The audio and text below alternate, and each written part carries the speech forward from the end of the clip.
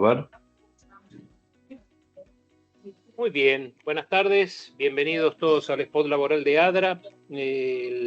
Hoy con un número especial, una entrega especial de este spot. Por un lado, por el tema que nos convoca, que es de la reforma laboral, y por otro lado, porque es el último spot del año y que venimos después de una licencia que nos hemos tomado después del Congreso, antes y después del Congreso de ADRA, que siempre hacemos una pausa antes y después del Congreso que se hizo en Mar del Plata, y que de paso les aviso como parroquial que se van subiendo todas las grabaciones del Congreso de ADRA al canal de YouTube de nuestra organización de ADRA. Como siempre, el agradecimiento a Byton, que nos acompaña en todo esto, en esta ayuda a los colegas, y particularmente a Aide y Ezequiel, que son los que están ahí firmes, como decía Crónica, firmes junto al pueblo. Ellos están firmes junto a los recursos humanos. Bueno, Mariano, tenemos Yo estoy feliz. Extra large, pero además también mirá los que tenemos, ¿no? Lo único que te puedo decir es que estoy muy feliz en tener este debate, en tener estos tenores, como sabemos decirle a los abogados, que para mí son una generación, la mejor generación de abogados. No voy a decir el mejor gobierno de los últimos tiempos, porque alguien va a pensar que estoy haciendo política, pero sí quiero rendir un homenaje a lo que sabe cada uno de los que nos acompaña el día de hoy, lo que ha trabajado y lo que conoce de este mundo del trabajo para abordar una temática tan importante y tan sensible como es, otra vez, y espero que esta vez sea con suerte, una reforma laboral. Hace muy poquito hablábamos en chat privado que por lo menos hacía unos 25 años que habíamos tenido un debate menor o mayor o de una envergadura similar, por lo menos en la parte colectiva, y nada, es sano volver a este lugar, entre otros temas, ¿no? Lo colectivo. Así que nada, no quiero robarle el tiempo a nuestros expositores. Creo que en orden de aparición, no de prelación, está Marcelo, tu hermano. No. Si ¿Quién es? Marcelo Martín Aquino, Manzanaro. Federico Marcelo Basile, José Zavala y Héctor García. Tierra con todo. Así es. Que parece que la reforma, pese a que es para la Argentina, solamente parece que tocaría también al Estado Independiente de Córdoba, por lo cual Héctor nos va a hablar de esto. No está reglamentado eso. En Córdoba no está reglamentado. No sé. Bueno, muy bien. Y Federico también nos tiene que decir si en La Plata se va a implementar. Bueno, muy bien. Arrancamos, Marcelo. Perfecto. Bueno, como siempre, de rigor, muchas gracias por la propuesta y por la invitación, y felicitaciones por el timing, porque recién se acaba de presentar en el Senado de la Nación. Yo voy a hacer una pequeña introducción. Primero, ¿cómo se formó el proyecto en función de la información que uno puede tener en este sentido? Primero, y a diferencia de lo que fueron quizás el 70-23, el decreto de DNU apenas ingresó el presidente en ejercicios en diciembre del 23, acá se generó un canal de diálogo, bueno, malo, mejor o peor. Se conformó este Consejo de Mayo con la UIA, la CGT, representantes de gobernadores, el Poder Legislativo. Y a su vez intervinieron distintas áreas de gobierno, puntualmente la Secretaría de Trabajo del Ministerio de Capital Humano, el Ministerio de Transformación, el Ministerio de Economía y otros actores integrantes del Poder Ejecutivo. Y todo eso coordinado por la Secretaría Legal y Técnica de Presidencia de la Nación. Y yo quiero destacar acá un punto, que es que todo esto se manejó con un grado de confidencialidad. Todos los comentarios, todos los borradores, todos los proyectos que fueron dando vuelta, capaz que alguno lo tendrá y hará una suerte de raconto, verán que no tienen toda la información conjunta. ¿Por qué? Porque en definitiva eran pequeños, digamos, agregados, pequeñas cosas, y por lo que sea, hasta ayer a última hora todavía se seguía modificando o agregando o sugiriendo o proponiendo algún tipo de cambios en lo que eran los proyectos originales. Aquellos que han intervenido han tenido que actuar con un grado de confidencialidad absoluta. Por lo tanto, Lo que ha salido hasta ahora en los medios y personas y colegas nuestros hablando sobre la reforma, en realidad no es gente que ha participado, y esto lo puedo confirmar, en lo que pudo haber sido algún borrador, algún proyecto en este sentido. Y aquellos que se han llamado a silencio porque o son respetuosos o de alguna manera han participado en estos procesos, porque también han intervenido algunos asesores del sector privado. ¿Cuáles fueron los objetivos que se propuso el Poder Ejecutivo en función de esto? Establecer reformas viables para evitar lo que pueden llegar a ser medidas cautelares de la justicia. Y tenemos experiencias, por lo menos este gobierno tiene muchas experiencias en el área laboral de lo que fue el decreto 7023 y muchos decretos de necesidad de urgencia dictados a lo largo del año pasado. Entonces, intentar de alguna manera, si bien la propuesta es muy amplia, tiene 197 artículos completos, pero en la mayoría se lograría el objetivo de que sean viables desde el punto de vista de lo que es el bloque de constitucionalidad de la Constitución Nacional, en lo que significaría aspectos propios de lo que son principios del derecho del trabajo. Y también se observa del proyecto también que se han tomado en cuenta intereses de los distintos sectores.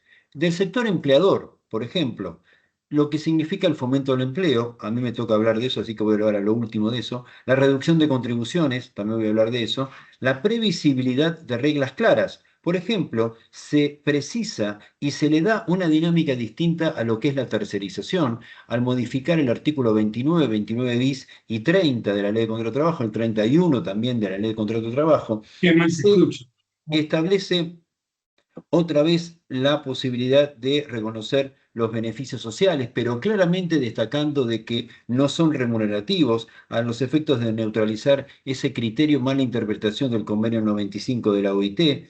En el artículo 245 se define, se aclara muy específicamente en el proyecto qué se entiende por mejor remuneración mensual normal y habitual, y además permite una autodeterminación de las partes al poder fijar las mismas paritarias el tope indemnizatorio. Aquellos que liquidan sueldos verán que se fijaban aumentos salariales y después tardaba el Ministerio de Trabajo, por una cuestión de cuello de botella, fijar el tope indemnizatorio a veces tardaba 1 año y medio, 2 años en fijar los topes indemnizatorios y publicarlos. De esta manera, la homologación del acuerdo que se firme en las partes hace las veces de la intervención del Ministerio de Trabajo en lo que es el tope, de esa manera de darle dinamismo. Se soluciona, estará bien o mal, pero se soluciona, se dan pautas claras de a quién pagarle la indemnización por fallecimiento y evitar de esta manera lo que puede llegar a ser consignaciones judiciales, demoras, etc.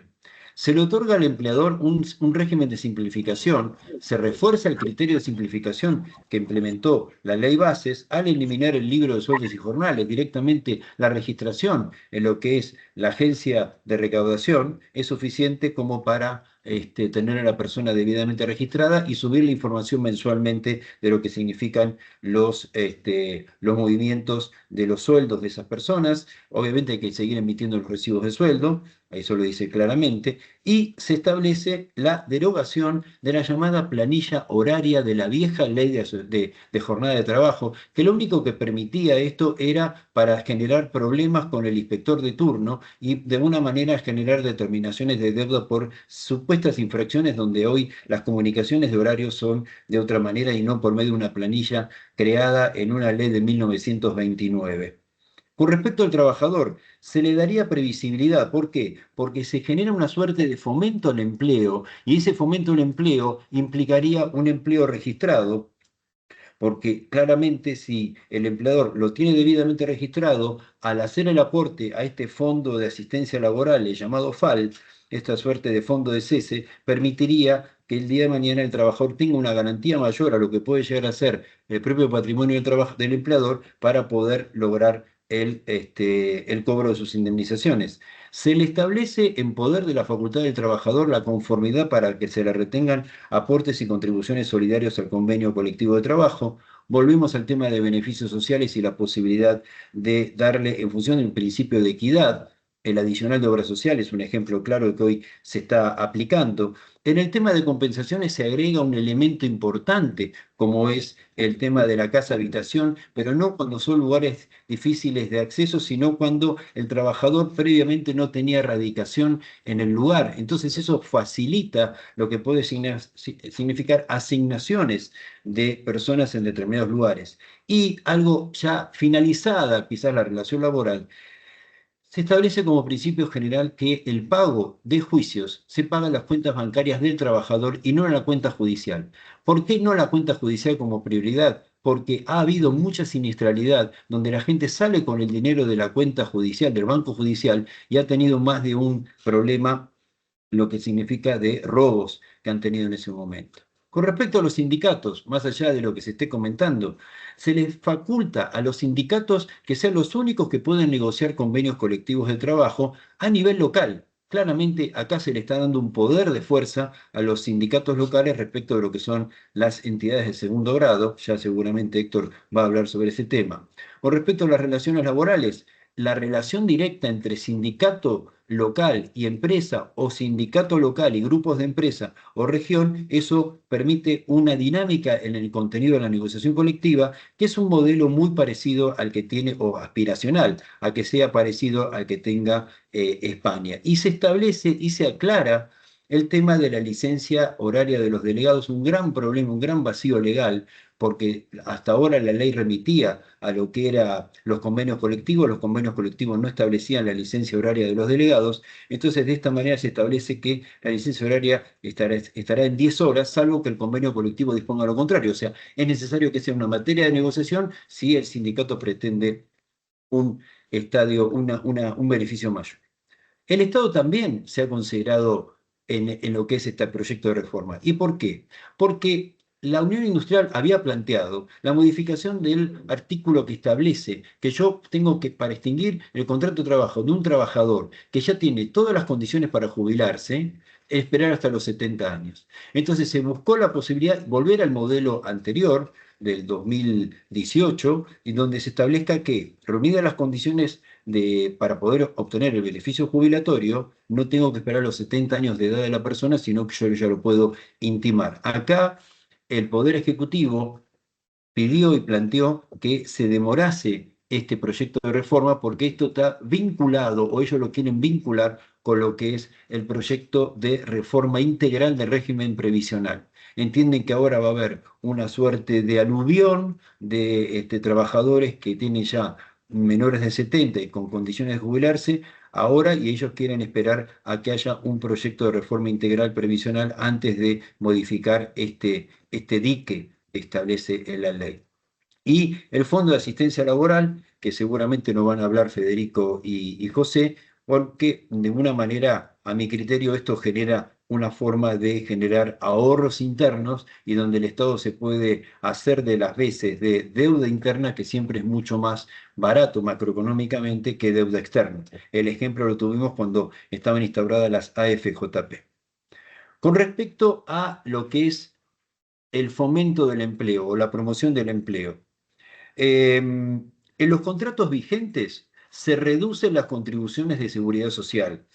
Entonces, hoy, de una contribución que la persona tendría, en función de lo que son, las empresas tendrían del 20.40 o 18% de contribuciones, se reduciría a 17.4 o 15%, o sea, hay una reducción en lo que son las contribuciones, pero además, en esta reducción de contribuciones, a esto se le agrega la reducción de contribuciones a la obra social. De 6 puntos pasaría a ser 5 puntos las contribuciones sobre la masa salarial al régimen de seguro de salud, así se llama, y a su vez, de todas estas contribuciones, que en definitiva quedarían en 22.4 y 20%, 3 puntos van con destino al Fondo de Asistencia Laboral, y eso de alguna manera es una garantía y un depósito, una cuenta, ya lo van a explicar seguramente José y Federico, es una cuenta del empleador para pagar las indemnizaciones, o sea, hay un repago respecto de lo que es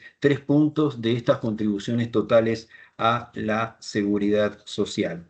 Y esto no tiene periodo de vigencia limitada, sino que es a partir de la sanción de la ley que se establece esta reducción de contribuciones sobre todas las relaciones laborales vigentes, sobre todos los contratos vigentes. Y con respecto a nuevos empleos, se permite la generación de nuevo empleo siempre y cuando el trabajador a contratar sea una persona que no haya tenido contrato de trabajo registrado hasta diciembre, el 10 de diciembre del 2025, hasta el día de ayer, o bien que haya estado desempleado por 6 meses o más tiempo, o bien que haya pertenecido al Hola Iván, régimen ¿cómo estás? simplificado de pequeños Bien, contribuyentes, ¿y vos? o bien que hayan sido empleados del trabajador del sector público, nacional, provincial, gobierno de la Ciudad de Buenos Aires o municipal. Acá, ¿cuál es el beneficio de contratar este grupo de gente? Primero, es contratar a este grupo de gente, a este colectivo, alguno de este perfil de colectivo de trabajadores, dentro del primer año de vigente esta ley. O sea, hay un plazo solamente de un año para obtener el beneficio que ahora voy a explicar en qué consiste. Siempre y cuando sean estos sujetos los empleados que se contratan, va a haber una reducción sustancial de contribuciones a la seguridad social por 48 meses. Por 4 años yo contrato a una persona en estas condiciones, lo contrato dentro del primer año aniversario de vigencia de esta ley, por 4 años voy a tener una reducción de contribuciones. En total de contribuciones de seguridad social voy a pagar 13% en lugar de pagar 22,4% o 20%. Es sustancial la diferencia y obviamente que están buscando de una manera de generar nuevo empleo en estas condiciones, porque está sujeto a la reglamentación y la reglamentación va a establecer que haya una dotación mínima histórica sobre la cual determinar que esto se considera nuevo empleo, o sea, que sea un supernumerario respecto de lo que es la dotación que tenía ese empleador. Y también se establece una posibilidad de regularización de empleo no registrado o parcialmente registrado. Ahí el plazo de disponibilidad para poder acogerse a este beneficio es de 180 días, también desde la vigencia de la ley, pero no es un blanqueo, sino que es un pago de la deuda con intereses y con una forma de facilitar las condiciones. Promoción del empleo, termino. Y por último, derogaciones. Y en las derogaciones solamente destacar las que considero por lo menos más relevantes. El Estatuto del Periodista, el Estatuto de los Empleados de Empresas Periodísticas, el Estatuto del Viajante de Comercio, el régimen legal de teletrabajo, el artículo 6 de la Ley de Jornada de Trabajo que hablaba recién, que es respecto de las planillas horarias. Bueno, muchas gracias. Wow. Sí, ¿no? Fuertísimo. Buenas tardes a todos. Nos dejaste- Vamos dejando el spot después de semejante resumen, Marce, espectacular. Tengo una sola consulta así Respeté rapidita, los pero 15 muy minutos, porque estamos ahí, el- estamos en familia numerosa y Impresionante. monoambiente, ¿viste? Entonces tenemos que respetar los lugares de cada Impresionante. como aclaración metodológica, el tema de la registración que vos decías y los libros, todo lo que tiene que ver los libros que exige la autoridad administrativa provincial, etcétera, en principio con esta ley quedaría Porque lo finiquitado. aclara el propio artículo 52 diciendo, y Perfecto. no se podrán establecer ningún otro tipo de disposiciones provinciales, municipales, no te pueden cobrar la tasa municipal por los libros, no te pueden cobrar las hojas móviles, el libro digital que en la Ciudad de Buenos Aires cuando tenés más de 10 empleados te cobran, no sé por qué te cobran, ni siquiera tenés algo físico, te cobran, no sé, mantenimiento de internet, no sé qué te cobran, pero nada de eso, exactamente. Mucha gente muy contenta, se llama Si eso. sale, Bueno, vamos a vamos. ver si sale, ¿no? El- Estamos el- hablando de un proyecto. Ojalá, Sí, ojalá, claro, ojalá. es todo preliminar. Esto es bueno marcarlo, porque si bien tenemos un esquema de estructura normativa que es muy interesante realmente. De vuelta se volvió a revolucionar el derecho laboral después del decreto 70, después de la ley de bases y ahora con esta ley, el proyecto de ley de modernización laboral. Bueno, quienes hacemos derecho laboral hace tanto tiempo, vemos que efectivamente es una iniciativa legislativa realmente revolucionaria y es muy importante. Y en el marco de digitalización, lamento todavía no ver, espero que en algún otro proyecto, o si seguimos poniéndole mano al tema, o se siguen poniendo mano al tema, también esté el tema de digitalización de notificaciones al trabajador, porque es buenísimo todo el tema del sistema electrónico de registración, olvidarnos del libro 52, olvidarnos de las planillas horarias, pero también deberíamos olvidarnos del tema de notificaciones, algo que vengo pidiendo a gritos, hablando con todos los que tengo a mi alcance, como para decir, no más telegramas de Correo Argentino. Lo lamento por el negocio del Correo Argentino, lo lamento por el negocio de Andreani o de Oca, pero las notificaciones al trabajador efectuadas de modo fehaciente deben ser realizadas a través de una ventanilla electrónica que todos tienen. En un quill o lo que fuese, todos pueden notificar fehacientemente sin tener que recurrir necesariamente al Correo Argentino. ¿Por qué? Porque es un medio de notificación totalmente vetusto, totalmente anticuado y que funciona realmente muy mal. Nos quedamos siempre huérfanos de la posibilidad de notificar fehacientemente porque el trabajador cierra su domicilio, no le abre el correo, tiene los 2 avisos de visita y no me quedo nunca tranquilo porque más allá de la jurisprudencia, lo que ha dicho la justicia respecto a la posibilidad de tener como comunicado fehacientemente segunda visita, bueno, a veces los domicilios no son los existentes, bueno, son los reales, entonces estamos complicados. Vuelvo a pedir a gritos esta modificación también, aplaudiendo todo lo que es tecnología aplicada al servicio de las relaciones laborales. Esta modernización viene a dar respuesta también a las exigencias del día a día de la gestión, tal como ocurría con la ley de bases, como quería el decreto 70, lo que trata de lograr esta nueva normativa es seguir facilitando la gestión del capital humano, el día a día de quienes gestionan capital humano y también obviamente dar respuesta a la conflictividad judicial. Creo que lo que se intenta, y acá está claro que han participado en la elaboración, en la construcción y diseño de este proyecto de ley, abogados muy importantes, de mucho conocimiento del derecho laboral y de la práctica diaria del derecho laboral. Lo importante es también el ejercicio profesional y en la práctica diaria, más allá de, obviamente que lo muy relevante siempre es tener opiniones jurídicas con profundidad, pero también el hecho de estar todos los días frente a en la comunicación fluida con los líderes de recursos humanos para ver cuáles son las problemáticas laborales del día a día. Bueno, esto hace que efectivamente tengamos en esta ley, en este proyecto de ley, respuesta a esas inquietudes o a esa problemática. Entonces, bueno, lo que quería un poco es detenerme un poco más, después del velocísimo resumen que hizo Marcelo, en algunos puntos centrales relativos a el sistema de contratación de servicios y contratación de mano de obra.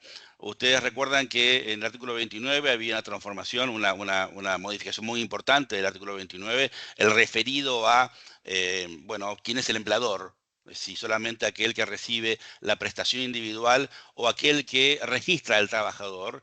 La ley de bases había, o lo que hizo la ley de bases básicamente fue ingresar o tratar de solucionar la controversia relativa a la provisión de mano de obra y que no sea esto un escenario de fraude. Entonces, sostiene que el empleador es aquel que registra al trabajador, sin importar que ese trabajador preste servicios para quien lo registra o para un tercero.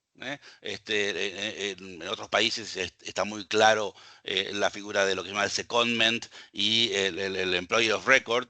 No teníamos acá, lo teníamos como palabra prohibida. Hoy en día la figura del empleador de registro, digamos, es perfectamente válida.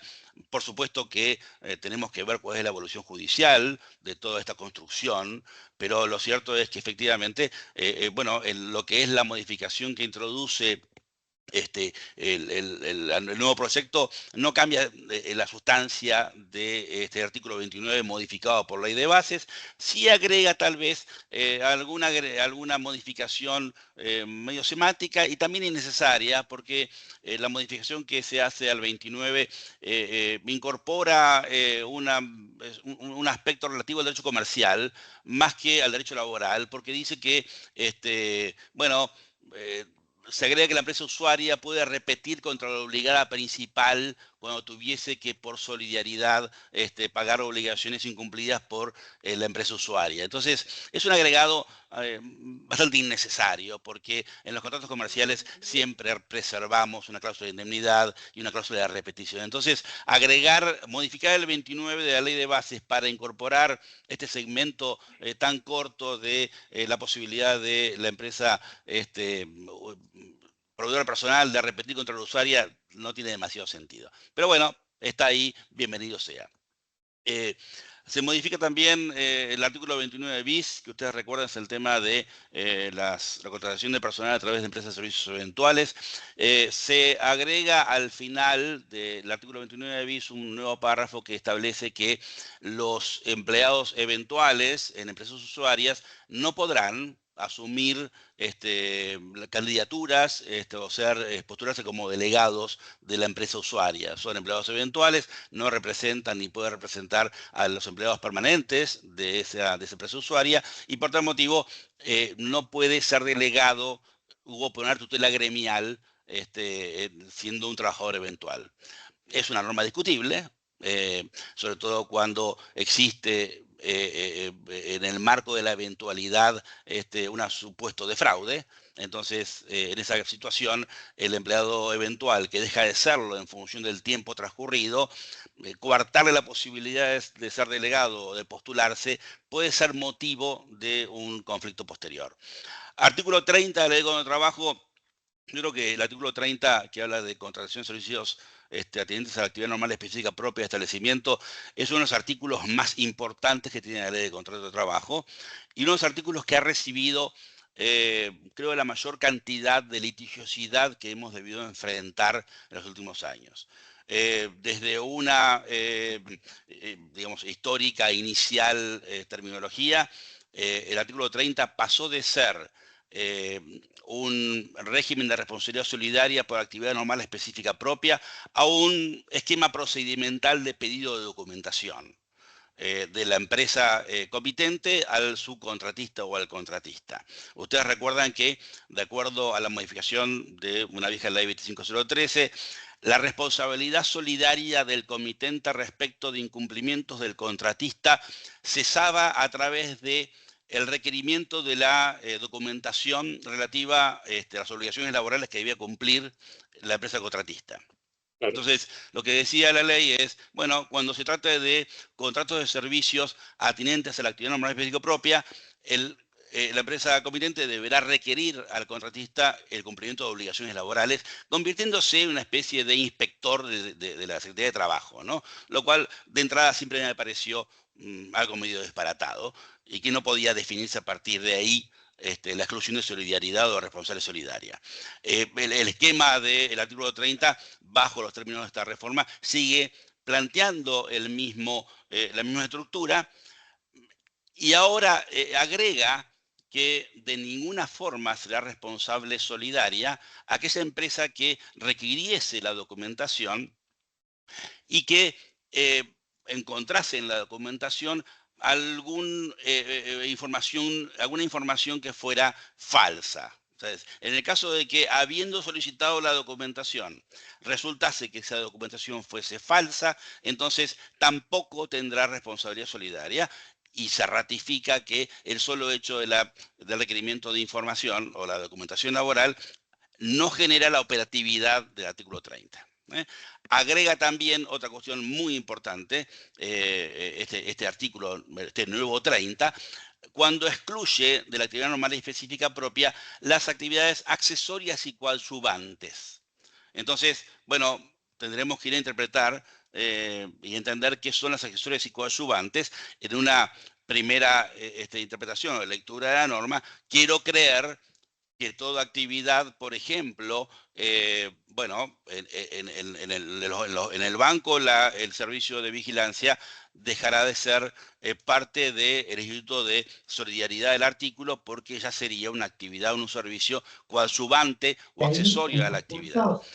Así tantos otros servicios que se han convertido con el tiempo y en una demasiado amplia diría, interpretación de los alcances del 30, todo el marco del Instituto Solidaridad. Entonces, el agregado de la actividad accesoria y coadyuvante como exclusión del marco de operatividad del 30 creo que es sustancial.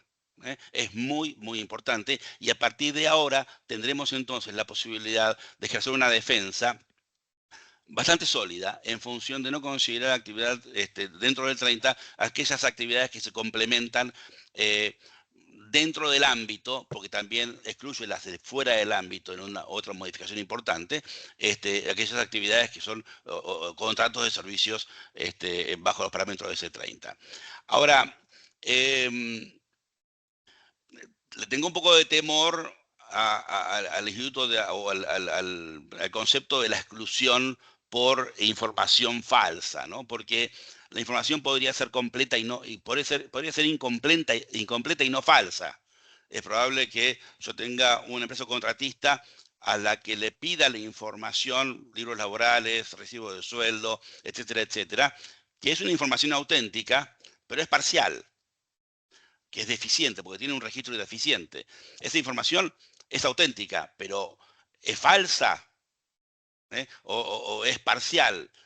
No sé si es falsa. Creo que el término falsa no nos deja definitivamente tranquilos en términos jurídicos como para pensar que no va a haber ya, si hacemos el requerimiento de información, un marco de responsabilidad solidaria. Creo que también le falta al 30 algo más, que es importante, y ya que se agregó terminología para evitar litigiosidad, debería también haberse agregado al 30 la exclusión de su marco de aplicación de los contratos de franquicia, por ejemplo, de los contratos de agencia, de los contratos de distribución, de los contratos comerciales que claramente están ajenos o son ajenos al marco de la ley de trabajo, que claramente son ajenos al régimen de responsabilidad solidaria del comitente, como lo establece el Código Civil. Entonces, ya que le pusimos al 30 alguna terminología adicional para cerrar el marco de operatividad de este artículo tan alevosamente extendido, creo que era, y espero que siga siendo, una buena oportunidad para claramente identificar que los contratos de franquicia no ingresan en el concepto del 30. ¿Sí? Y de esta forma evitamos un marco de litigiosidad, créanme, muy, muy importante. ¿Alguien dijo algo? Perdón. No, dije muy bien, Federico, muy bien. Muy bien. Gracias, gracias. Esto de bajar la litigiosidad está bueno, sí. Bueno, modificaciones al artículo 31 no son demasiado relevantes. Hay muchas modificaciones que son muy gramaticales, con la expectativa tal vez de ser más declarativos en algunos conceptos. Marcelo hablaba de los beneficios sociales y las prestaciones no remuneratorias, que es un tema para detenerse. No sé cómo ven con el tiempo, gente. Y estamos ahí, Fede. Ahí. Bueno, sí. Mencionar dentro de los beneficios sociales que se incorporan al plexo del 103 bis, los servicios de alimentación. Ya no son solamente servicios de comedor de empresa, sino servicios de alimentación. Creo yo que en la idea de incorporar viandas, algún tipo de producto que entrega el empleador al trabajador en el marco de la relación laboral, pero también es importante la extensión del comedor de planta a el servicio de alimentación en un establecimiento gastronómico cercano al lugar de trabajo, y en la medida en que sea durante la jornada de trabajo. ¿Podrían volver los tickets, Federico? No necesariamente, mejor que, porque lo que hay que evitar siempre es la posibilidad de comercializar un producto, ¿no? Los tickets más que fueran nominativos, se generó después un mercado relevante, importante, pero si vos tenés un restaurante o varios cerca del establecimiento del empleador y facilitamos al personal para que concurra a ese establecimiento a almorzar o lo que fuese, bueno, eso es un beneficio social. Identificado como tal, me parece que mejora la calidad de vida del trabajador y podemos brindarle este beneficio para que dejemos de ver tanto Tupperware en el establecimiento y posibilitemos, ¿no? Que la gente descanse un poco mejor, salga del establecimiento y coma afuera, en algún restaurante. Sí, yo creo, perdón, ahí con el tema de las billeteras virtuales, nosotros nos quedamos en la ley Banel con los tickets, etcétera. Pasaron 20 y pico de años, hay otros modos, hay otras cosas que se pueden Exacto. explorar y creo que la letra en general está en ese sentido. Perdón, Sí, cayó. sí. No, y bueno, visitas virtuales también es un tema importante para definir el tema de pago de remuneraciones. Moneda extranjera, posibilidad, Exacto. visitas virtuales en la medida en que habilite el Banco Central el posible pago de salarios a través de visitas virtuales. Un adelanto fantástico. Volviendo al tema de los beneficios sociales, bueno, gastos farmacéuticos, antes se hablaba de medicamentos, ahora cambió solamente, bueno, un tema gramatical, y cobertura médica, que es importante, Marcelo también lo mencionaba, el tema de el pago de una cobertura médica integral o el costo excedente de cobertura de plan, lo cual es fundamental, sobre todo porque ya había habido algunos fallos que incorporaban el concepto de salario a este tipo de beneficios. Después tenemos las prestaciones no salariales del 105 bis, también es importante porque, bueno, se incorpora como prestación no remuneratoria para terminar con una de las discusiones judiciales tan relevantes como el tema de participación de utilidades, stock options y units. Y después volvemos con el tema de el uso de vehículos de propiedad del empleador o del trabajador. Es un tema, creo que no está resuelto definitivamente, porque habla de el reintegro de gastos de uso automóvil propio o del empleador por kilómetro recorrido, de acuerdo a lo que establezca ARCA oportunamente. Esta solución me parece, no sé si a través del kilómetro recorrido encontraremos la posibilidad de sostener que el beneficio de gastos, de reintegro de gastos de uso del trabajador para fines personales, eso no parte del kilómetro recorrido, ¿viste? Entonces ahí tendremos un problema si no se aclara debidamente, así como en el tema del celular tampoco tiene una redacción demasiado feliz, porque el uso del celular es una prestación no remunerativa en cuanto a el uso para fines total o parcialmente laborales. Eso de parcialmente laborales me parece también que necesita algún arreglito de terminología. Muy bien. Bueno, después si queda tiempo hablo de los salarios dinámicos, que no hay mucho para hablar porque es no más de lo que se ha hecho siempre, pero como los componentes retributivos dinámicos, parece que el dinámico les gustó mucho como concepto genérico, entonces, bueno, agregaron un 104 bis para hablar de dinámicos y es no más que el premio de productividad que se puede establecer unilateralmente o a través de negociación colectiva. Incentivos. ¿Y el banco de horas también lo tenés ahí? ¿Banco de horas también lo tenés ahí? Banco de horas yo no lo tengo, pero no sé si vos, José, lo vas a tener, ¿no? Hola, Una José. última apreciación. Sí.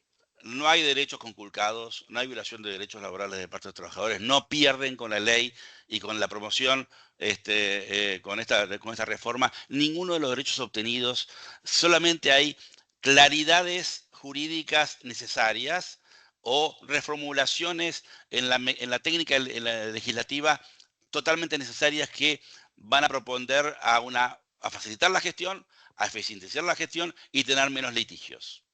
Muy bien, O sea, muchas gracias, Fede. Todos aquellos que hablan en la televisión y periodistas, no sé cuánto, que hablan de... No escuchen a nadie más. Ok.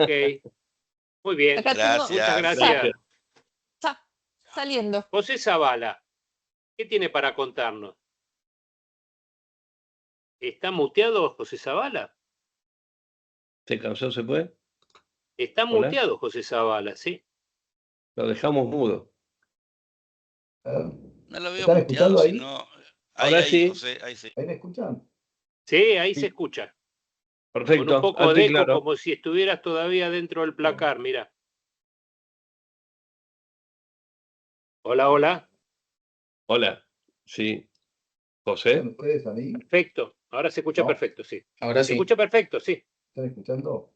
Sí. Baja un poquito el José, audífono por ahí. bajate el micrófono. buenísimo. El micrófono, bajate Baja el micrófono. Ponete el micrófono cerca de la boca, José. Sí. Al revés, Es el palito largo, es el palito largo este interés. ¿Ahí me escuchan mejor?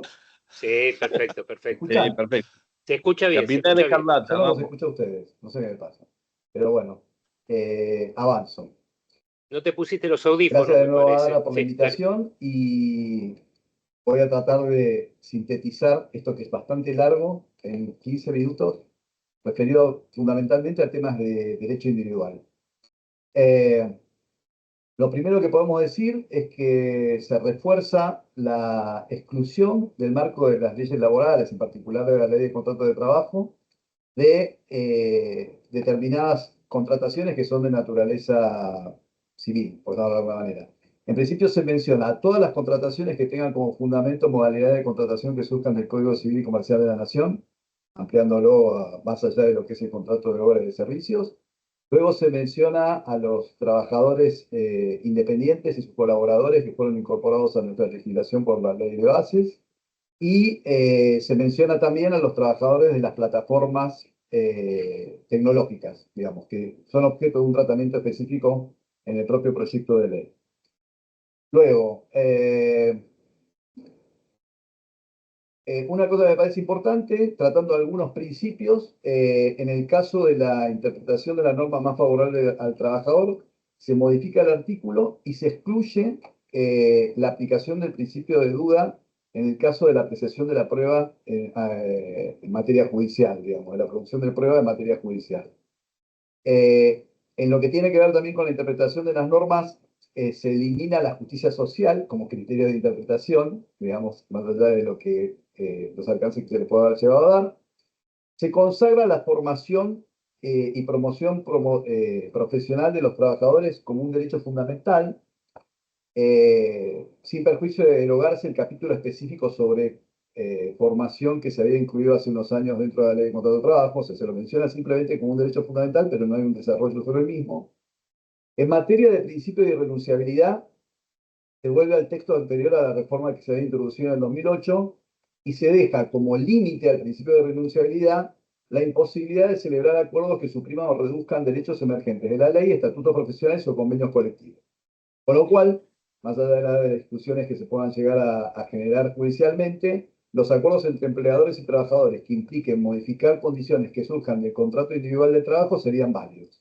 Pues será la justicia la que determine los alcances de esa validez. Se limita definitivamente la aplicación a la lógica de convenio colectivo de trabajo, o sea, estaba en principio vedado o restringida, pero en algunos casos particulares, cuando había temas vinculados con la profesionalidad del trabajador, se planteaba que era posible aplicarlo analógicamente, eso se ha eliminado. Se objetiva lo que es la pluspetición inexcusable, que es la demanda judicial de montos exorbitantes, y básicamente la califican a la pluspetición inexcusable como la sobreestimación de los créditos laborales. Esa pluspetición inexcusable, que se podría llegar a aplicar por un juez en una acción judicial, permitiría aplicar las costas del juicio, en caso de ser rechazada la demanda, en forma solidaria a quien haya demandado y a su abogado. Bueno, en presunción de contrato de trabajo se ratifica algo ya mencionado en la ley 27742, que es que la presunción de la existencia de contrato de trabajo primero exige la existencia de dependencia entre quien contrata y el contratado, y en segundo lugar, no aplica esa presunción a contrataciones de obras o servicios profesionales en donde se hayan facturado esos servicios y o se hayan percibido los pagos correspondientes a los mismos por medios bancarios, digamos. Y esta no aplicación de la presunción abarca tanto reclamos laborales como reclamos de la seguridad social. O sea, en los casos en que yo, la persona que esté prestando servicios a mí, me esté facturando por esos servicios o los pagos, yo se los haga en legal forma, a través de medios bancarios o formales, no se va a presumir que existe contrato de trabajo, salvo que lo pruebe quien lo esté reclamando. Como bien decía Marcelo al comienzo de la presentación, se elimina el libro de sueldos informales. El ARCA va a definir la forma en que se va a efectuar el registro de los extremos de la relación laboral. Los libros existentes se impone la obligación de una guarda por 10 años, que puede ser física o digital. O sea, en ese sentido, se amplía la posibilidad de guardar digitalmente la información. En materia de ius variandi, que es el derecho de modificar las condiciones de trabajo del empleador en forma unilateral, se deroga la medida cautelar que le permitía al trabajador que se sentía afectado por esa modificación de requerirle a un juez que dispusiera su restablecimiento de las condiciones originarias. ¿Ok? Y se elimina, no sé qué interpretación de la ley, la obligación de que la modificación sea razonable, tal cual como estaba prevista en el artículo 66 o como está prevista en la actualidad. Certificado de trabajo. También se dirime una discusión que, más allá de que se haya derogado la multa por la 27742, seguía existiendo, que es cómo yo cumplo con mi obligación de entrega de los certificados.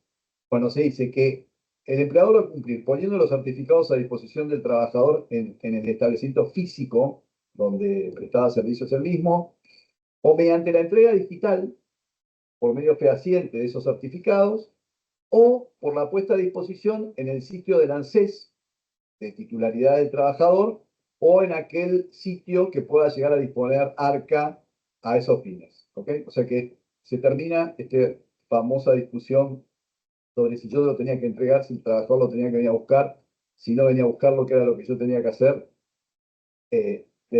terminado con este proyecto. Contrato de tiempo parcial.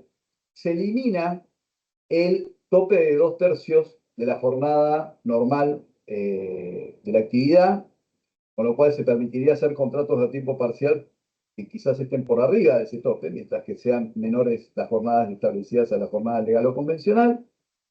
Se permite horas complementarias, o sea, horas que vayan desde la jornada pactada por el trabajador con su empleador hasta la jornada legal.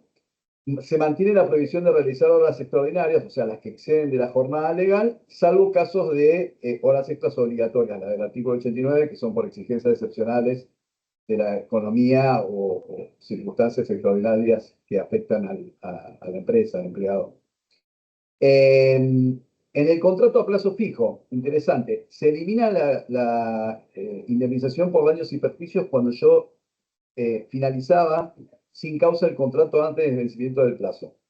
Y lo que sí se prevé es que si yo tengo que pagar una indemnización por antigüedad, porque es un despido sin causa, tengo que tomar la antigüedad que el trabajador hubiera tenido a la finalización del contrato.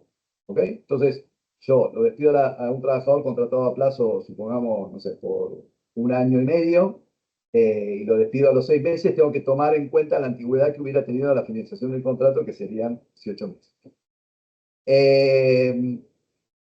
Vacaciones. En principio, el plazo de otorgamiento de vacaciones sigue siendo 1 de octubre y 30 de abril. Se puede pactar entre las partes, o sea, trabajador y empleador, otorgarla fuera de ese periodo. Eso es algo que se incorporó ahora en el proyecto que se presentó hoy. Después, se puede fraccionar también por acuerdo de partes por periodos mínimos de 7 días.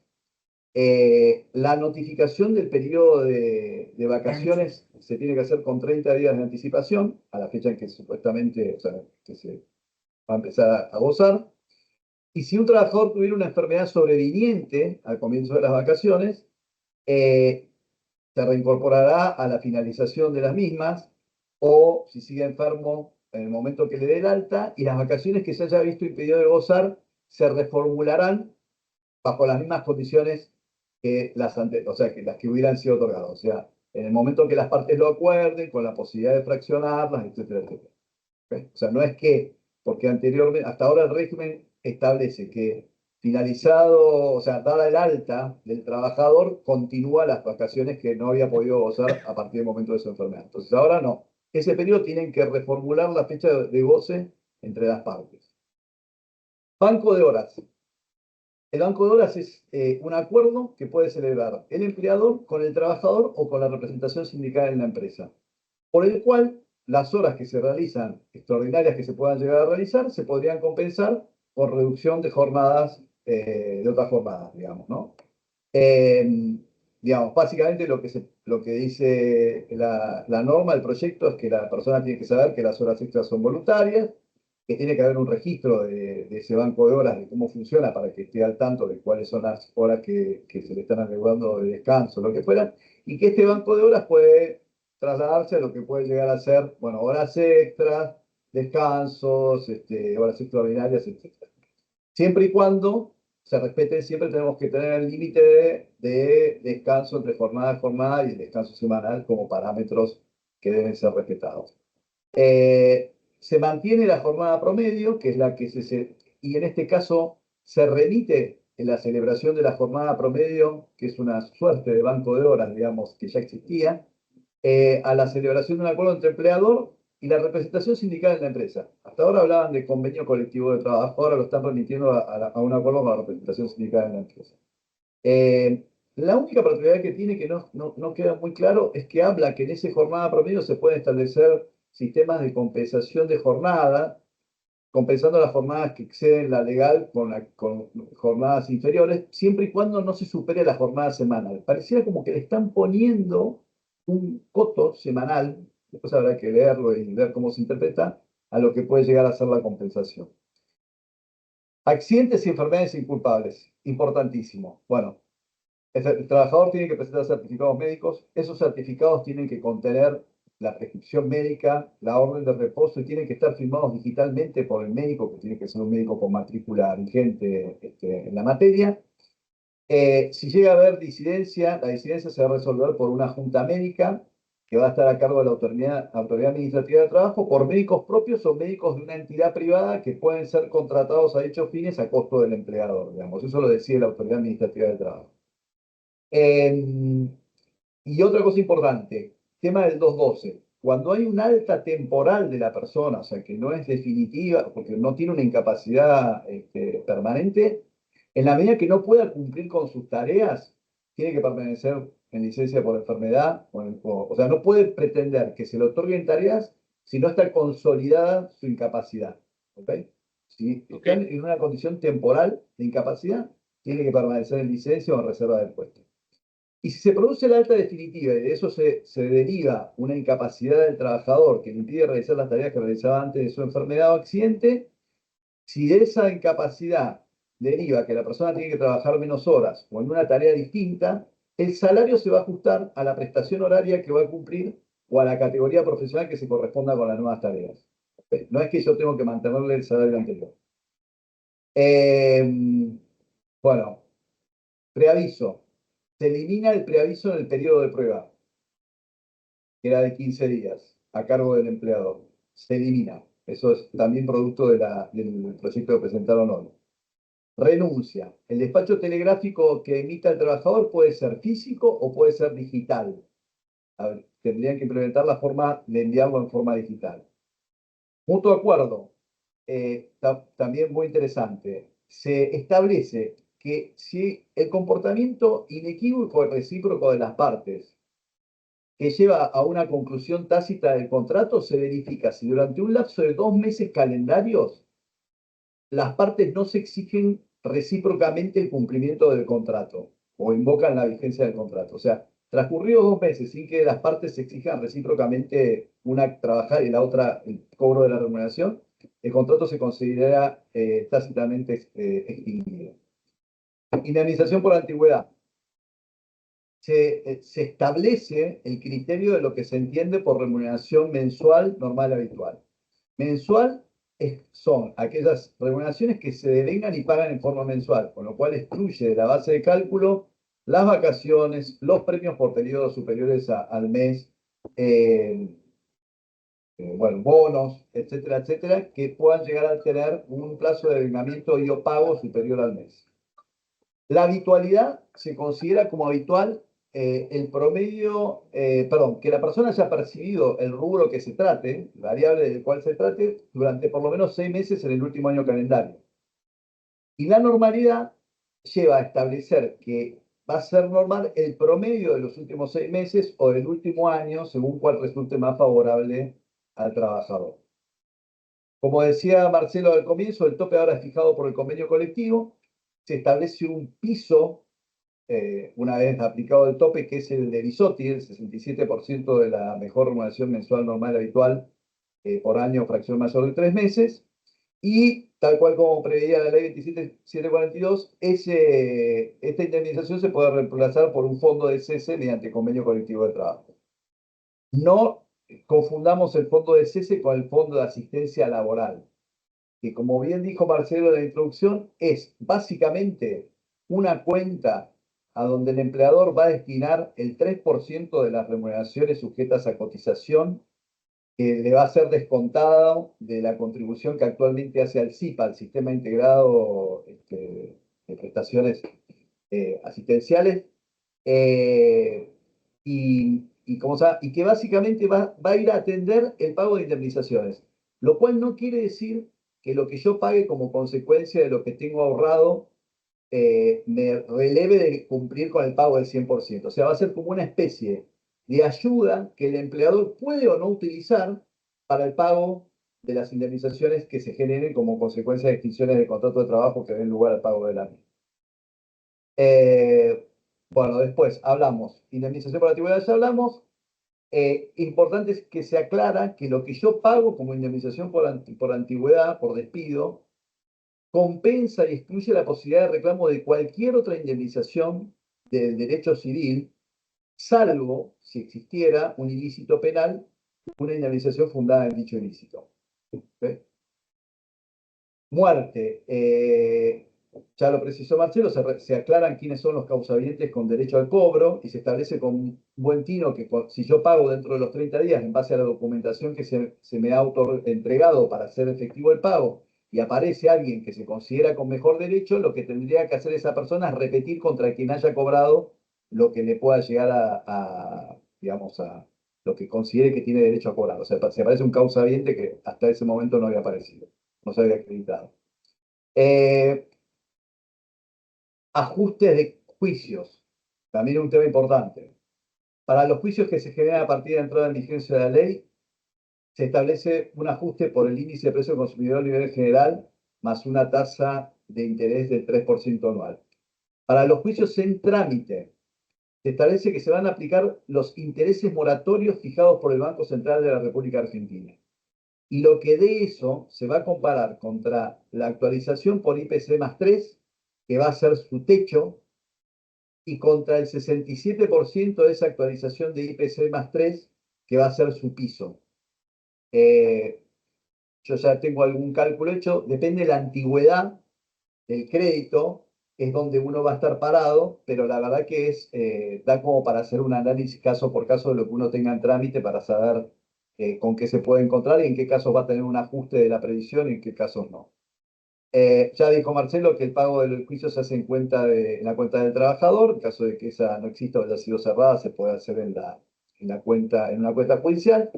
Se establece la posibilidad de que el juez autorice a las pymes, consideradas como tales por la ley, a pagar una sentencia hasta 12 cuotas actualizables por IPC. Y dos cosas más y termino. Procedimiento se introduce, hay modificaciones al procedimiento, pero se introduce la causa de instancia, o sea, se considera que los juicios ahora deben ser instados por las partes y hay caducidad de instancia. Esto quiere decir que transcurrido cierto lapso, que en primera instancia es 6 meses, en cámara 3 meses, y en otros casos un mes, sin que el juicio haya sido movido o instado por la parte que le interesa, la otra parte puede pedir la caducidad de instancia. Bueno, jornada. Vuelve al concepto de empleo de dirección y vigilancia como exclusión del límite de jornada. Y trabajo en plataformas, que es lo último, se establece un régimen para el trabajador de plataformas considerando al mismo como independiente. Cuando habla de trabajo de plataformas, son plataformas que se dedican tanto al transporte de bienes o de cosas materiales como al transporte de personas, digamos, lo que puede llegar a ser de Cabify, bueno, las marcas que ustedes suelen utilizar. Básicamente, los derechos que tiene el trabajador de plataformas es a conectarse o a adherirse a una plataforma, en caso de estar adherido, a conectarse o no conectarse, en caso de ser invitado a tomar un viaje, a tomarlo o no tomarlo, y a darse de baja de la plataforma en el momento que lo considere, digamos, y a utilizar el medio de locomoción que considere para poder llevar adelante su prestación. Después, digamos, hay una serie de obligaciones, como como se ha dado de alta ante los organismos impositivos, cumplir con el pago de las contribuciones que le corresponda según su condición ante dichos organismos, cumplir con la norma de tránsito, digamos, bueno, cuestiones que atañen a lo que es la relación. Pero básicamente se define al trabajador de plataformas como un trabajador independiente. Bueno, he aquí el resumen acotado de los puntos. Espero haber sido claridad y después quedamos a disposición para las preguntas que lleguen. Muchas gracias, José Zavala. Muchas gracias. Y Federico Basile antes. Bueno, ahora el Mediterráneo, Héctor García, ¿no? Bueno, me ha Héctor, tocado. ¿estás ahí? Sí, claro. Acá estoy, esperando, escuchando atentamente a mis colegas, a mis amigos. La verdad que el derecho laboral siempre te da la posibilidad de despedir el año todos juntos. Si no fuera por eso, no nos podemos saludar. Yo quisiera hacer una consideración inicial en línea con lo que señaló Marcelo. Realmente estamos ante un nuevo ordenamiento que plantea más previsibilidad, más seguridad jurídica, más simplicidad, todo orientado a reducir las barreras que hoy se han transformado en un obstáculo. Bueno, este es el riesgo de venir al final, ¿no? Ya todo el mundo ha perdido la paciencia. Pero bueno, vamos rápido. Les decía, claramente, en los aspectos que hacen al orden colectivo, que son los que me tocan, vamos a hacer un repaso rápido porque Dale. seguramente este spot se va a tener que reeditar en otras nuevas presentaciones que tendremos que ir efectuando conforme al tratamiento parlamentario que tenga este proyecto, que entra nada menos que por el Senado, que es su primera prueba de fuego. No olvidemos que siempre en el Senado se han sucedido los mayores fracasos en materia de reformas laborales, así que tenemos que estar atentos a qué ocurra, pero lo cierto es que este proyecto de ley en el ámbito del derecho colectivo, sin lugar a dudas, plantea tres objetivos: un mayor dinamismo en la negociación colectiva, un mayor equilibrio, y ya vamos a ver por qué, y por cierto, una mayor transparencia. Este título decimotercero de la ley, no vamos a ser supersticiosos, pero el título de decimotercero no tengo dudas que va a ser uno de los más friccionados en el tratamiento parlamentario porque golpea intereses concretos de los sindicatos. También es una llamada a la negociación colectiva. Se terminó la queja. Si esto se transforma en ley, los profesionales de recursos humanos tendrán que salir a la cancha a negociar colectivamente de verdad. Ahora no habrá más excusas. Y lo primero que hay que entender entonces para tratar de ordenar esto por orden de prioridades, el acto de homologación de los convenios colectivos de actividad, porque ya los convenios colectivos de empresa ustedes saben que se están registrando y se van a seguir registrando. El acto de homologación no solamente va a tener un control de legalidad, sino un control de oportunidad. Si se afecta el interés general, no se van a homologar algunas cláusulas de los convenios colectivos. Ahí viene un primer ejemplo que tiene que ver con aquellos sectores formadores de precios. Cuidado con tratar de trasladar el impacto de su negociación salarial a los precios, porque eso va a poder generar una primera afectación en el proceso de homologación. Un segundo aspecto más importante aún tiene que ver con la modificación en el artículo 6 de la ley 14250, que es la ley de negociación colectiva, que determina que todo convenio colectivo de trabajo se va a mantener ultraactivo, es decir, vigente más allá de la fecha pactada por las partes, Sí. en tanto se trate de los contenidos normativos, es decir, jornada, salarios, todo lo que afectan al contrato individual de cada trabajador. Ahora, los contenidos obligacionales que tengan que ver con aportes solidarios, contribuciones solidarias, no van a ser ultraactivos. Van a regir solo por el tiempo de vigencia que las partes convinieron. Y esto es un dato fundamental para el cambio en la dinámica de la negociación porque cambia el interés de las partes en el proceso negocial. Esto está anclado incluso a un fallo de la Corte del año 1990, con lo cual acá no habría que temer que haya un cuestionamiento judicial porque ya el máximo tribunal de Argentina se ha expedido a favor de diferenciar contenidos normativos de contenidos obligacionales. Porque como señalaba Marcelo al inicio, muchas de estas reformas quizás no son todo lo ambiciosas que uno podría esperar en algunos puntos, para mí sí lo son, sino que buscan cierto grado de equilibrio para evitar que el Poder Judicial las termine desbaratando y frustrando la posibilidad de que se implementen. Entonces ahí hay un tema no menor, que por ejemplo para quienes están en la actividad energética o eléctrica, estamos hablando que se caen 5 puntos de costo laboral por vencimiento de las condiciones temporales, que son más o menos el 5% de la masa salarial que se contribuye todos los meses a los sindicatos, ni hablar en la actividad de transporte y logística, donde tenemos 9 puntos de aportes y contribuciones tanto de empleadores como de trabajadores. Así que aspecto no menor este cambio que va a ser superlativo a la hora de establecer, como decía antes, la dinámica de la negociación colectiva. Se plantea una descentralización fuerte, tanto de la negociación colectiva como también del funcionamiento de los sindicatos de primer grado. Se cambian las reglas vigentes desde el año 2004. Ahora va a prevalecer el convenio descentralizado por sobre el convenio de actividad o de rama. Ese convenio de empresa va a poder modificar condiciones que estén previstas en el convenio de actividad, e incluso si un convenio de actividad fuera posterior a un convenio de empresa, prevalecerá siempre el convenio descentralizado, y eso es correcto, porque si estamos yendo a una economía abierta y de mercado, es lógico que la unidad de negociación se descentralice y empecemos a acercar la regulación colectiva al proceso productivo. Si queremos negociar productividad, si queremos negociar participación en las ganancias o todo aquello que esté vinculado a la negociación colectiva, esta va a tener que ser fuertemente descentralizada y romper el paradigma de la ley vigente, que justamente en el 2004 había invertido esta regla y le había dado preponderancia al convenio colectivo de actividad. Obviamente, las contribuciones solidarias se han modificado en estas últimas 24 horas respecto de los borradores que circulaban con anterioridad, y efectivamente se van a poder seguir estipulando en los convenios colectivos y se va a poder seguir reteniendo el empleador esos aportes solidarios o contribuciones cuando vayan destinados a las entidades sindicales, porque así se ha logrado modificar esta cuestión de relevancia para el interés de los sindicatos y para su funcionamiento económico.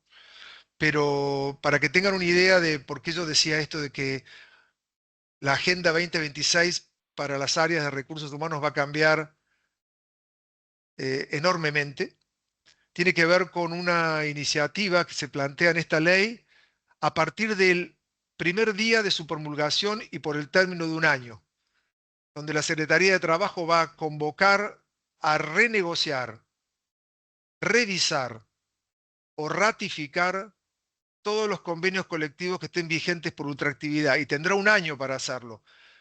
Nosotros que caminamos a diario por la autoridad laboral sabemos que eso va a exigir una capacitación y un fortalecimiento institucional de la dirección de negociación colectiva o de relaciones laborales o relaciones del trabajo, porque en el actual estado ese desafío va a ser difícil. Pero para que tengan una idea de la importancia de esta cláusula, la autoridad laboral, tanto de oficio como a pedido de parte, podrá deshomologar aquellas cláusulas convencionales que puedan estar afectando el interés general, en la medida que eso sea acreditado por la parte que lo peticiona y de manera sumaria, es decir, de manera ágil. De hecho, la homologación tácita de los convenios también se agiliza, y lo que se persigue entonces es que haya una dinámica distinta a la hora de revisar los convenios colectivos, particularmente aquellos que son ultraactivos, ¿no? Así que ese punto va a ser fundamental para que ya empiecen a revisar aquellas actividades que están alcanzadas por convenios colectivos de actividad o de empresa ultraactivos, una nueva estrategia para el primer trimestre del 2026, si es que este proyecto de ley en este capítulo o en este título sale tal como está concebido. Rápidamente, en los 5 minutos que me quedan, quisiera hacer una consideración también sobre la representación sindical, que se modifica de manera sustancial. Marcelo ya nos ha anticipado algo, pero es importante tener en cuenta que la ley 23.551, que nació allá por 1988, tenía un claro sesgo sindical. Lo que busca esta reforma es un punto de equilibrio. Tanto es así que aparecen las prácticas desleales de los sindicatos, que era algo absolutamente lógico, esperable y necesario. No solamente incurre en prácticas desleales el empleador, como pasaba hasta ahora, que era el chico malo de la negociación. Ahora también incurre en prácticas desleales el sindicato que bloquea, el sindicato que provoca daños en el ejercicio del derecho de huelga, el sindicato que se rehúsa a negociar. Cuidado con esto, que esto es novedoso y va a significar un cambio de chip en la discusión desde el sector empresario. Aquella empresa o aquella rama o aquella actividad que quiera negociar y reformular su convenio y el sindicato sea reticente, podrá denunciar esto y podrá pedirle a la autoridad laboral que revise los contenidos obligacionales que podrán limitarse o reducirse, esto es, los aportes solidarios, en la medida que se configure esta hipótesis donde haya un sindicato que se rehúsa a revisar las condiciones de su convenio colectivo ultraactivo. Además, podrá ser denunciado en sede judicial y podrá ser multado con una multa que se agrava tanto para la práctica desleal de los empleadores como para la práctica desleal de los sindicatos. Aparece también una limitación en el ejercicio de la petición, en el ejercicio de la huelga, no solamente en el, en el ejercicio del derecho a solicitar una asamblea, tanto dentro del establecimiento como fuera de él, pero también para participar en los congresos, donde se le deberá requerir autorización al empleador para que estos eventos se realicen, debiendo indicar cuándo, dónde y la duración. Y todo el tiempo que demande esa asamblea va a ser descontada porque es tiempo no trabajado. Es decir, se vuelve a ratificar el sinalagma contractual por el cual, ante la abstención de trabajar, ocurre el no devengamiento de salario. Esta cláusula tiene nombre y apellido. Diría yo que la actividad aeronáutica, que se ha encargado de transformar al paro en un eufemismo llamado asamblea permanente, bueno, justamente lo que se persigue con este artículo es que el tiempo de asamblea se tenga que compatibilizar con la actividad productiva, se tenga que pedir autorización previa, se tenga que indicar la duración y aparte el tiempo que demande va a ser descontado. Con lo cual, al igual que con la huelga, aparece por primera vez para el sector privado, porque ya en la ley de bases había aparecido una norma para el sector público, el ejercicio de la huelga va a generar el no devengamiento de salarios. Y cuando hablamos de huelga, eso nos lleva un poco a un aspecto que va a ser bien ríspido en el tratamiento parlamentario, que tiene que ver con los servicios públicos esenciales y las actividades consideradas relevantes. Yo personalmente creo que aquí hay un exceso que seguramente va a ser modificado. Pretender que los servicios públicos se garanticen en un 75% es prácticamente limitar la huelga a una mínima expresión, en especial cuando ahora se introducen elementos muy valiosos como será práctica desleal que un sindicato no acate la conciliación obligatoria y se le empieza a dar herramientas a la autoridad laboral para castigar a una entidad sindical cuando no se acata una conciliación obligatoria, que es una manera de restituir el respeto por determinadas instituciones que se habían visto vulneradas, pero garantizar este 75% creo que va a ser bien difícil, teniendo en cuenta que ahora cada un sindicato vaya al conflicto, va a tener que transitar la conciliación obligatoria, respetarla. Vencida la conciliación obligatoria, va a tener que notificar con 5 días hábiles de antelación la adopción de las medidas y cómo garantiza esos servicios mínimos, indicando la dotación mínima para cumplirlo. E incluso 48 horas antes de iniciar las medidas debería informarle a la comunidad que se vería afectada por esas medidas el alcance de las medidas. Convengamos entonces que este cambio de paradigma hace que el porcentaje del 75% luzca un tanto elevado. Si nos vamos a las actividades económicamente trascendentales, creo que ahí tenemos una recidiva de lo que ocurrió en pandemia, cuando se definieron actividades no susceptibles de ser interrumpidas, se deben garantizar bien, ¿vos? en un 50%. Micrófono, sí, perdón. Y eso también va a generar todo un debate. Hay una limitación en la tutela sindical solo para los cargos titulares. Eso también es novedoso porque la justicia, ¿se acuerdan que había ensanchado esto a los cargos suplentes y también a los cargos de congresales, que ya estaban? Bueno, ahora esta ley, este proyecto de ley, limita la tutela sindical y la estabilidad absoluta solo al rol de representantes sindicales titulares y cesan la reserva del puesto para aquellos que tengan cargos en otros organismos del Estado. Así que aquellos legisladores o integrantes del Poder Ejecutivo que tienen licencia en el sector privado van a tener que liberar ese puesto, estimados, porque se trata de generar empleo también y no de ocupar posiciones de manera artificial. Así que ahí aparece también Y esto con que tutela. señalaba. Y con Y con tutela, tutela. claro. Finalmente, también se facilita el otorgamiento de la personería gremial a casi el 49% de los 3.570 sindicatos que hoy tiene Argentina, que no tienen personería gremial y que ahora tendrán un trámite extremadamente sencillo.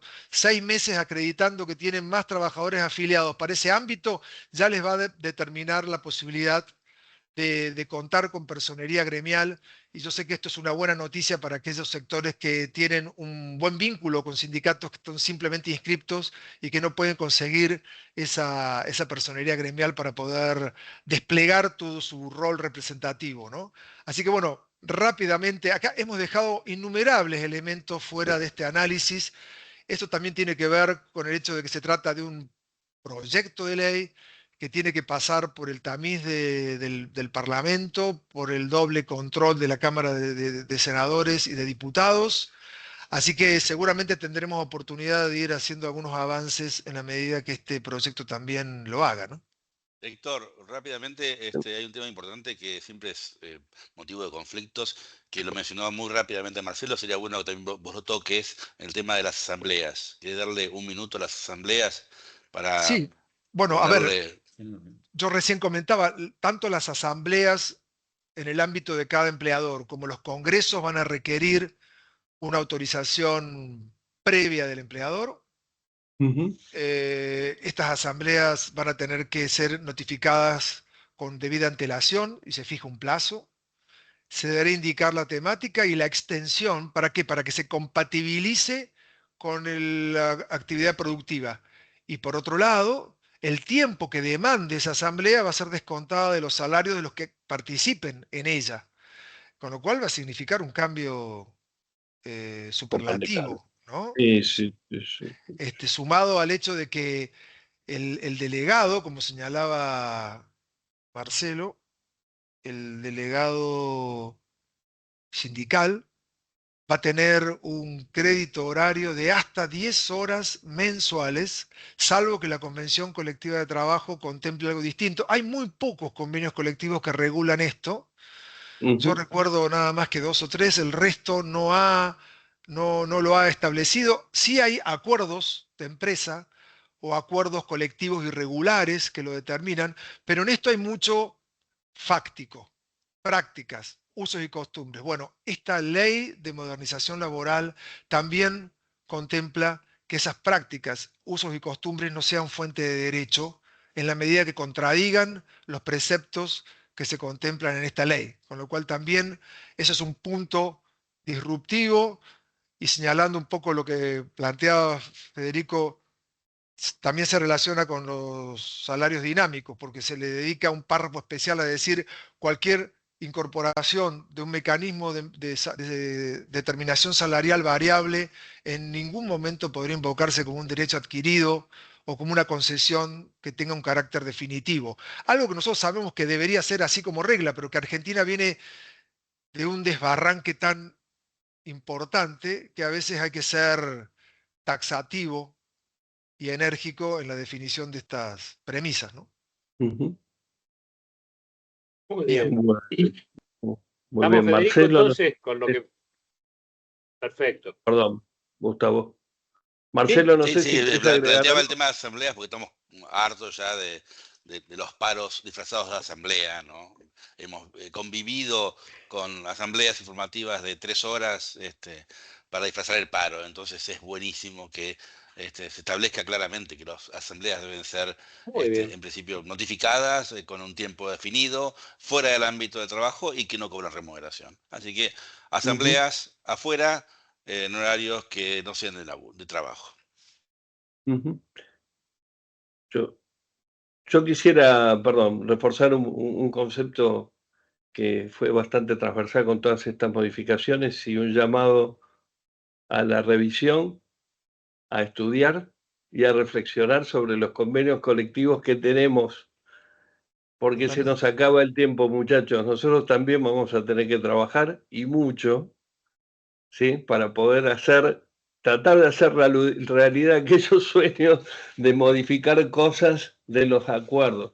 Y créanme que esto lo digo sin ponerme colorado, creo que muchas veces esta ha sido una condición jurídica que generó una actitud de relativa comodidad aún en nuestro propio sector.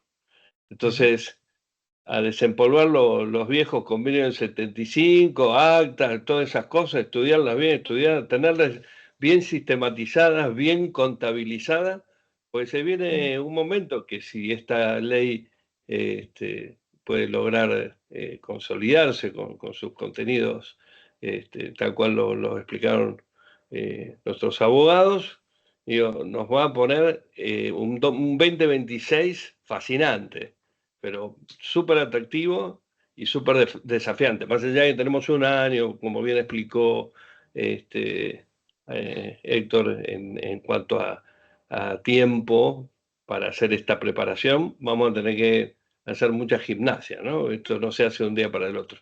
Creo que vamos a volver a la práctica del spot semanal, ¿no? Que teníamos en pandemia. Sí, yo creo que sí. Me acuerdo que con Héctor en alguna oportunidad hicimos hace muchísimos años con la 25-250, hicimos los análisis comparados de todos los convenios y todas las propuestas, que nos llevó muchísimo tiempo armarlo. Bueno, tómense unos días de vacaciones y empiecen. Esa sería una sugerencia de la casa. Sí, Mariana, buena sugerencia, Mariano, porque se terminó la resignación, digamos, como excusa, ¿no? Ahora va a haber elementos económicos para traccionar y convencer al interlocutor sindical de que ha llegado el momento de negociar condiciones distorsivas. Y hay que prepararse también porque va a haber que acreditarlo. Si alguna condición distorsiva no se quiere renegociar, uno podrá pedir que se deshomologue. Wow. Así que atentos y a estudiar, ¿no? Para todos los colegas, entonces, todos los que están escuchando, dejemos de victimizarnos y pongámonos a trabajar. Sí, claro. Sí, claro. En negociación colectiva, claramente. Muy bien. Bueno, excelente. Estaba viendo los comentarios, están todos agradecidos.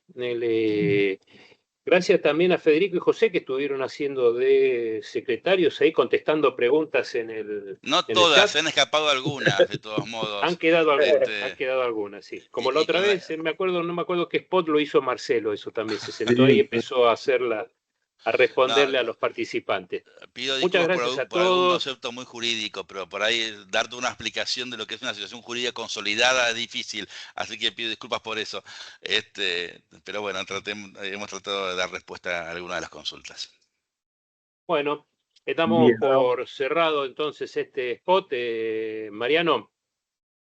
Sí, yo creo que sí.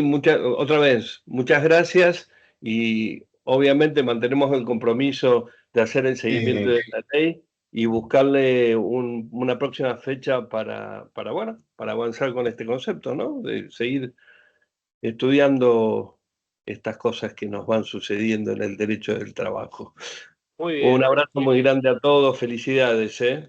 Y le dejamos nuestro saludo, como siempre, a don Emilio Parodi, al colega Emilio Parodi, y a todos los que están del otro lado, Adra y Byton, que están en la organización de esto. Señores, felices fiestas. Gracias a ustedes también por el tiempo y por toda la participación. Hasta luego. Buena semana. Hasta luego. Gracias, excelente. Gracias. Felicidades.